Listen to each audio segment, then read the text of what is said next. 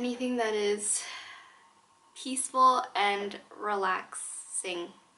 Where was I going with this?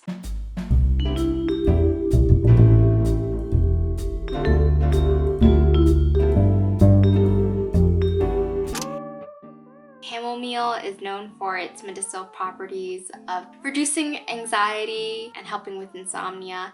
I've tried to press this flower many times, and that means many times I have learned how to finally do it successfully. The trick that I learned was to use fabric instead of paper.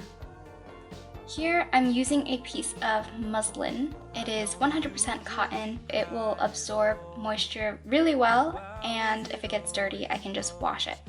Fabric can softly lay over the head and the petals at the same time so that there is pressure on all parts of the flower head. That was where I went wrong when I was pressing chamomile in the very beginning. Because all the pressure was going towards the yellow centers, the petals themselves didn't have any pressure on them, so in the process of pressing, they shriveled up. Here you can see the difference between pressing chamomile with using fabric and pressing chamomile using just paper. Now you see with the flowers that have been pressed using fabric, they turn out so much better and they look beautiful and so close to what they looked like when they were fresh. It's so ironic that chamomile is known basically anything that stands for peacefulness, so that you could go to sleep, wake up, and be stress-free as possible. Because when I was first pressing out this flower, it did not go very well. I was feeling very stressed out over this, very anxious, and I started getting in my head like, wow, I can't even press a flower that looks as simple as this. Like, who am I to teach other people how to press flowers? Just everything in the realm of pressing flowers if I can't do this one thing. It was a lot, and I still find myself thinking like that sometimes, but I've learned so much when I reflect on my time with pressing chamomile. It's all about time. Taking time out to try again. If you don't do it correctly or you don't get the results that you want the first time, that doesn't mean that you're a failure. And taking time out to take care of yourself as well. So in the spirit of time, I'm going to talk about the 3 things that I am incorporating into my day and thoughts that I'm trying to remind myself of to just have the effects of chamomile without actually drinking chamomile tea. Number 1, the thing that I do is carve time out of the night to do a skincare routine.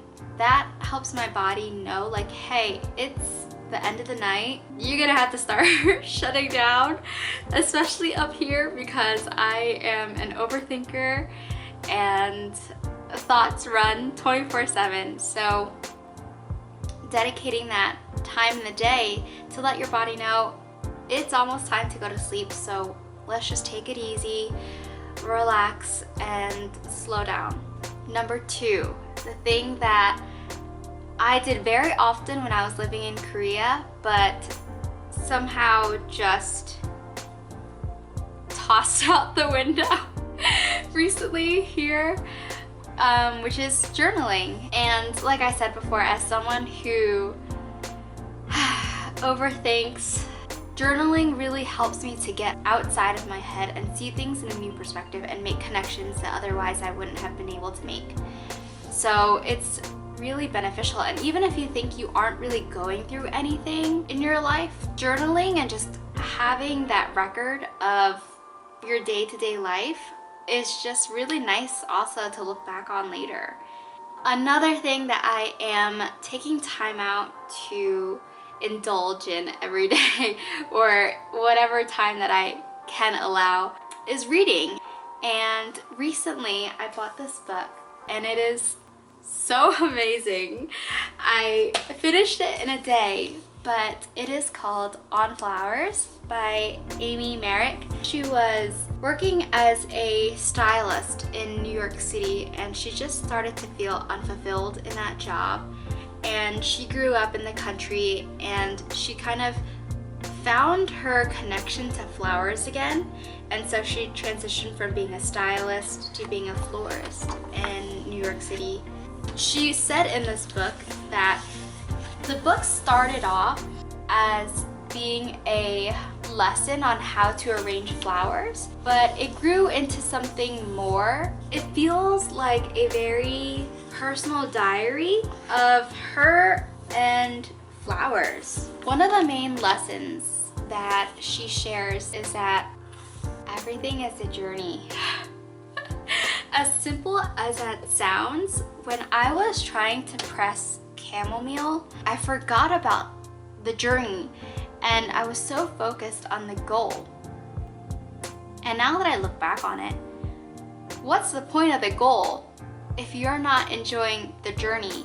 I think this book has really helped me to realize that I do need to take more time in enjoying the journey.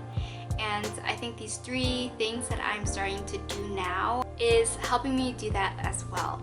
So I know this is like a lot coming from just the fact that I struggled with pressing chamomile. I hope that I can share more of this with you guys, and that it's not just about pressing flowers. It's so much more. It's what you learn from pressing flowers.